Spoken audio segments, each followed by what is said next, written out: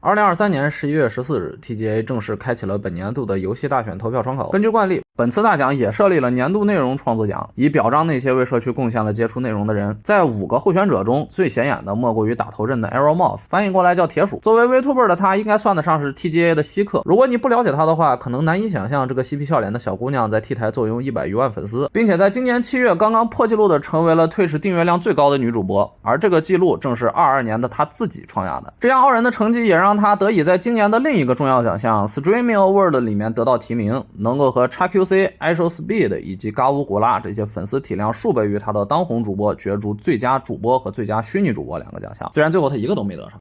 不过他在另一个专门颁给主播的奖里面得到了最佳管人奖，而如果你了解他的话，恐怕更加难以想象他是如何常年在病榻上完成上述工作的。大家好，我是丁老师，今天我们来聊聊伊恩分区的管人活化石铁鼠。视频可能稍长，因为他的直播生涯就比别的管人长一些。让我们把时间推回6年前，也就是2017年时，在美国的波多黎各，我们的铁鼠有生以来第一次摁下了开播键。此时的他还非常紧张与生涩，使用着 FaceRidge 的免费皮套，在一个叫 YouNow 的小平台上直播。他的紧张是没来由的，因为此时他还不知道这个行为会给他日后的生活带来怎样翻天覆地的变化。在后来接受前 Smosh 成员安东尼的采访时，铁鼠说他一开始开播并不是为了知名度、钱或者其他利益，他就是闲得无聊，想找人聊聊天。可以说任何一个知名主播说出这样的话，我们都可以当他是客套话，但铁鼠可能是真心的，因为他罹患一种叫常见变异型免疫缺陷的罕见遗传病。这种病表现为免疫系统无法正常工作，会使得他反复感染细菌和病毒导致的各种病症。如果医疗到位，这些病症不会那么快致死，但目前不存在根治的手段。病得很严重的时候，他不得不与外界隔离，只能躺在病床上度日。这个时候成为 VTuber 可能是他恢复与外界接触的最佳选择之一，毕竟他需要一种方式排解孤独，同时最好不会被人看到他在摄像头后面接着呼吸管的脸和插着输液站的手。所以铁鼠最后选择躲在一副可爱的皮套下直播，似乎只有通过这种方式他才能完全放松下来，享受和人沟通的乐趣。另一个能佐证他一开始直播只是希望排解孤独的资料是，尽管17年7月底他就建立了 T 台和油管账号，但直到19年底他才把直播主要内容转向了 T 台。也就是说，在当时名不见经传的小平台 YouNow 上，他练习了整整2年半的时光。这对于一个野心勃勃的虚拟主播来说，恐怕是一种浪费时间的行为。不可否认的是，铁鼠在 YouNow 的2年应该是磨练了自己的直播技巧或者说心态。根据小道消息，早期他在直播里非常的腼腆害羞，但是当他逐渐火起来，或者说我21年第一次看他的时候，他已经是现在这个古灵精怪的模样了。他21年选择作为初始成员加入了微手9，由于这个社团有不少都是1等1的赛博精神病，所以他疯疯癫癫的，看起来倒还很合群。和一般的刻板印象不同，19年转到 T 台，并且制作了自己的第一版可动 VTuber 皮套的铁鼠，并不是靠大肆宣扬自己的罕见病人身份来获得关注的。实际上，由于担心被歧视和攻击，他在早期有意避免谈及这些事情。他的直播内容涉及面很广泛，吹牛、唱歌、打游戏都有涉猎。尽管他的身体状况不支持他进行太多杂谈之外的直播内容，他也总是愿意试试大伙最近在玩的新东西，甚至还有一个自己的脱口秀栏目。这些节目中比较有特色的是，他会唱北声，非常喜欢唱歌，并且对声乐会有研究。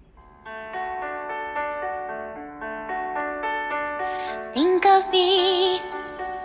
of me fondly when we've said goodbye. Remember me every so often. Promise me you'll try on that day, that not so distant day, when you're far away and free. If you ever find a moment, spare a thought for me.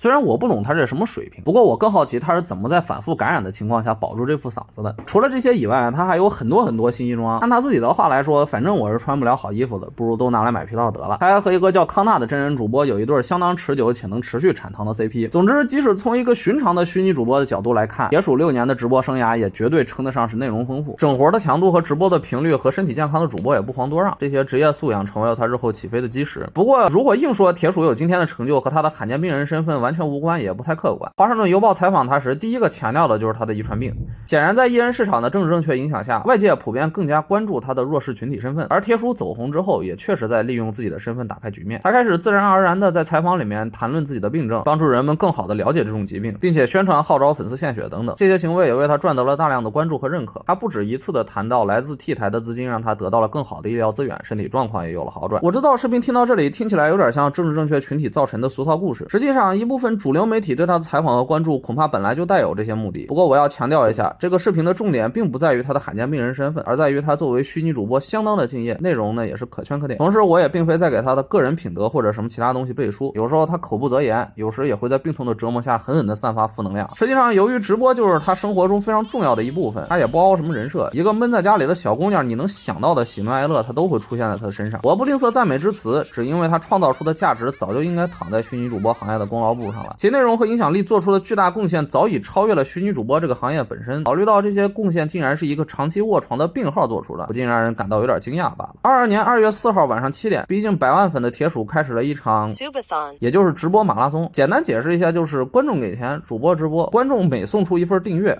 也就是成为主播的付费会员。这种会员呢是包月制的，类似于大航海，或是直接打赏给钱，主播就会延长数秒、数分钟的直播时间，就相当于把主播的生杀大权交给了频道里的石油佬。在这次之前呢，铁鼠尝试过2次马拉松，每次都只播了几个小时，就因为身体情况被迫中断。这次铁鼠做好了长播2到3天的准备，信心满满的摁下了开播键。从2022年2月4号开始，观众一直送钱，他就一直播，一直送钱他就一直播，直到时间轻松超越了他预想的48小时、72小时，他才可能意识到自己有点失算了。到2月15号，也就是直播开始后的第11天，他的Twitch粉丝超过了100万，并且已经成为 T 台付费订阅数最多的女主播。这个时候他还在直播。第15天，他在直播中成为了当时 T 台订阅数第1的主播，并且在历史上排名第9，这是任何 T 台虚拟主播都不曾企及的高度。然而他还在播。漫长的马拉松直播耗尽了铁鼠的一切准备，直到他的生活完全成为了直播间的附庸。他吃饭在直播间里，睡觉也在直播间里，有时他不在，他的主播朋友们就会来到直播间撑撑场子，但多数情况下还是他自己在播。如果有些朋友觉得只是在摄像头前直播自己的私生活就有源源不断的人跑来打钱，多是一件美事啊，那么你可以参考一下 T 台历史订阅量第2的路德维格，他在21年的时候就玩过这样的直播马拉松，最后连播了31天。在这个过程中，你可以看到他的心态从欣喜到焦虑，最后到绝望的变化。他不止一次的想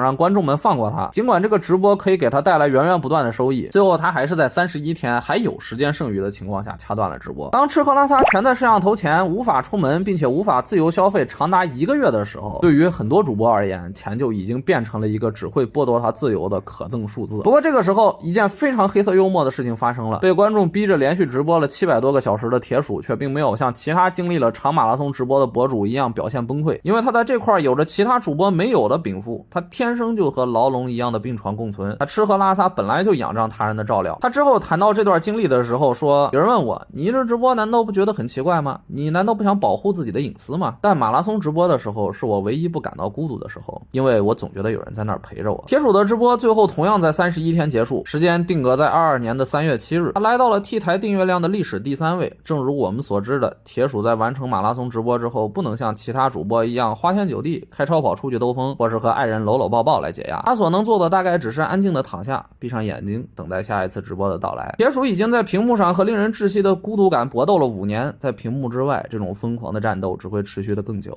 他也许可以偶尔战胜，甚至当1个月的常胜将军，但是你知道的，这是一场没有希望和尽头的战斗。他需要加倍努力才能得到正常人应得的那些东西。23年6月，已经接受过华盛顿邮报等多家媒体的采访，并且已经获得包括 Streaming Award 在内的各种奖项提名的铁鼠再次开启了马拉松直播。这次他播了32天，成功突破了20万订阅者，打破了自己去年留下的 T 台管人最高纪录。虽然他的排名滑到了 T 台史上第4，不过这不影响他仍然是前10里唯一的虚拟主播。可能正因如此，他才得到了 TGA 的这次提名。在 T 台的微圈已经有着不可动摇历史地位的铁鼠，选择将自己30多天的直播打赏的全部收入以及订阅收入的1半捐给了慈善组织，而他自己则独自享受着驱逐孤独感的快乐。由于他的直播生涯太长了，我没有办法把他6年来在账号上的耕耘一一讲述，所以这期视频我只能介绍到这里。这期视频从 TGA 公布名单开始我就发了预约，中间有一些朋友在催稿，也有一些朋友问我是不是搞忘了，现在我可以统一解释一下。拖了快1个月没做，不是因为懒，至少不完全是因为懒，而是我不希望通过这期视频来给铁鼠拉票。铁鼠虽然为微圈做出了种种贡献，但 TGA 毕竟是一个游戏奖项，而他在游戏内容方面的创作并没有显著的强于其他人。如果铁鼠最后得到了 TGA 的奖项，那这期视频可以作为对他的祝贺，而如果没有，那也不影响。我只是想给大伙讲一个管人在对抗孤独的旅程中逐渐找到自我的故事。那么这期视频就到这儿了，我是亮头，下次攒够一期素材我们再接着吹牛逼。